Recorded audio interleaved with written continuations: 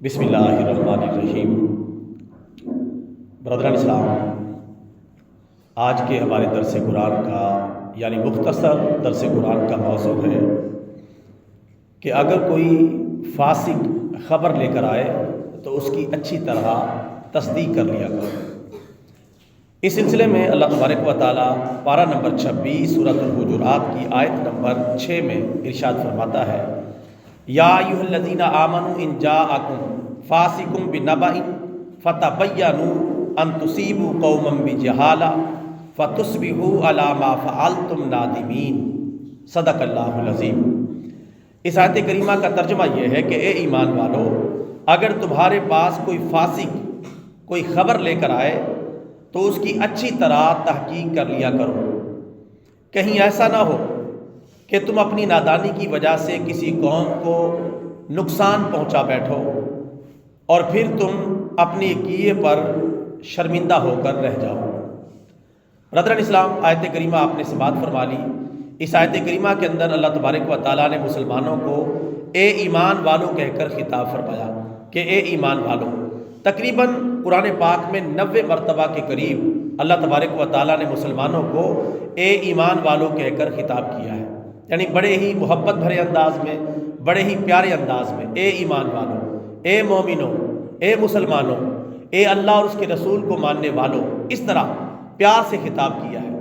ورنہ اللہ تبارک و تعالیٰ ہمارے کرتوتوں کے حساب سے بھی ہم سے مخاطب ہو سکتا تھا، لیکن اللہ تعالیٰ نے ہمارا پردہ رکھا، چونکہ وہ ستار العیوب ہے اور غفار الذنوب ہے۔ اللہ نے ہمارا پردہ رکھا، ورنہ اللہ تبارک و تعالیٰ ہمارے اندر ہر قسم کے لوگ موجود ہیں۔ اللہ تعالیٰ فرما سکتا تھا، اے ڈاکو، اے چورو، اے دودھ میں پانی ملانے والوں، اے ملاوٹ کرنے والوں، اے اللہ اور اس کے رسول کے احکامات کو اپنے ملک میں نہ نافذ کرنے والوں، اے باغیوں، اے سرکشوں، اے فاسقوں، اے فاجروں، اے دین پر عمل نہ کرنے والوں۔ لیکن اللہ نے کسی جگہ بھی ایسا انداز اختیار نہیں فرمایا، حالانکہ وہ شہنشاہ مطلق ہے، قادر مطلق ہے، ہر چیز کو جانتا ہے۔ ہماری کیا حیثیت اللہ تعالیٰ کے سامنے؟ اللہ تعالیٰ نے تو اکیلے پوری کائنات بنائی ہے، ساتوں زمین ساتوں آسمان پیدا فرمائے، لیکن خطاب کس طرح فرماتا ہے؟ اے ایمان والوں، اے مومنوں، اے مسلمانوں، اے اللہ اور اس کے رسول کو ماننے والوں، بات سنو۔ اللہ تبارک و تعالیٰ اپنی اس مہربانی کی ہمیں قدر کرنے کی توفیق عطا فرمائے۔ خطاب کیا فرمایا؟ اگر تمہارے پاس کوئی فاسق کوئی خبر لے کر آ جائے تو پھر اسے فوراً مان نہ لیا کرو۔ کوئی فاسق کہتے ہیں جو اللہ عز و جل کا نافرمان ہو، اس کو فاسق کہتے ہیں۔ مثال کے طور پہ وہ نماز نہیں پڑھتا، مثال کے طور پہ وہ روزہ نہیں رکھتا، فرض روزہ رمضان کا، مثال کے طور پہ وہ فرض زکوٰۃ ادا نہیں کرتا، مثال کے طور پہ اس کے پاس طاقت ہے لیکن وہ حج نہیں کرتا، طاقت ہے حج کرنے کی، حج نہیں کرتا۔ اسی طرح اور کوئی نافرمانی کرتا ہے، شراب پیتا ہے، چوری کرتا ہے، ڈاکہ ڈالتا ہے، سود کا لین دین کرتا ہے، وغیرہ وغیرہ، کوئی بھی ایسا گناہ کرتا ہے اس کو کیا کہتے ہیں؟ فاسق۔ فاسق کا مطلب ہے اللہ تعالیٰ کا نافرمان۔ اللہ تعالیٰ اس کے بارے میں ارشاد فرماتا ہے کہ اگر تمہارے پاس کوئی فاسق کوئی خبر لے کر آئے تو اسے فوراً نہ مان لیا کرو۔ ہو سکتا ہے وہ پراپاگنڈا کر رہا ہو سکتا ہے وہ فتنہ و فساد پھیلانا چاہتا ہو سکتا ہے کہ وہ آپ کو مس لیڈ کرنا چاہتا ہو سکتا ہے وہ آپ کو سیدھے راستے سے بھٹکانا چاہتا ہو، یا اس کا اپنا کوئی مفاد وابستہ ہو۔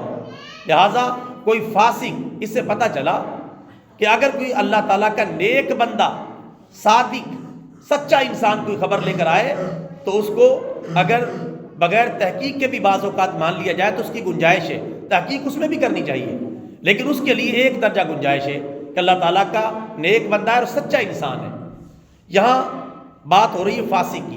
فاسق کوئی خبر لے کر آئے تو پوری طرح تحقیق کر لیا کرو، فتبینوا، تھوڑی بہت نہیں، پوری تحقیق کر لیا کرو کہ یہ بندہ بات صحیح کہہ رہا ہے یا صحیح نہیں کہہ رہا۔ بعض اوقات فیملیاں اجڑ جاتی ہیں غلط بات کو مان لینے کی وجہ سے، بعض اوقات پورے خاندان تباہ ہو جاتے ہیں، بعض اوقات میاں بیوی کے درمیان ناچاکی اور شطرنجی پیدا ہو جاتی ہے اور طلاق تک بات آ جاتی ہے۔ کسی نے بھڑکایا، ایسا ویسا کوئی بات کی تو میاں بیوی کے درمیان دوریاں پیدا ہوئیں، حالانکہ بات کچھ بھی نہیں تھی، جھوٹ تھا، غلط بیانی تھی، پراپیگنڈا تھا یا کوئی شک تھا صرف، لیکن بات ایسے کی گئی، فوراً مان لی گئی اور اس کے بعد اقدام اٹھا لیا گیا جس سے بڑا نقصان پہنچا۔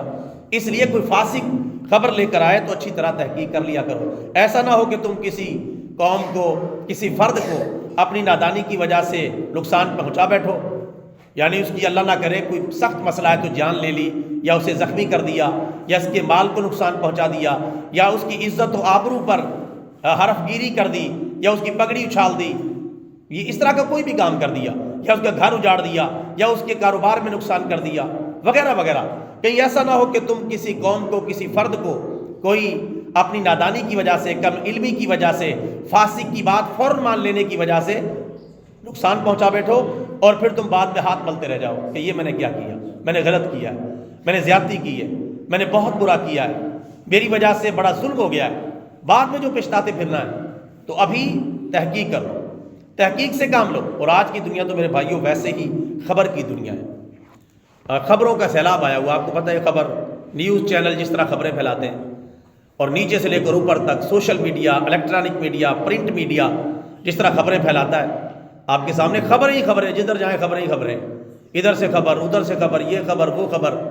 اب تو خبروں کے ساتھ ساتھ ویڈیوز کا زمانہ، پھر ویڈیوز کے ساتھ غلط ان کا استعمال کرنا، ایک دوسرے کے ساتھ غلط ویڈیوز کو بنا لینا، اس طرح کی ٹیکنالوجی کہاں سے کہاں تک ترقی کر گئی ہے، لیکن اس کا غلط استعمال ہو رہا ہے، صحیح استعمال نہیں ہو رہا۔ تو نیچے سے لے کر اوپر تک کوئی بھی خبر ہے، چاہے اپنے دشمن کے بارے میں خبر ہے، پھر بھی تحقیق کر لیا کریں۔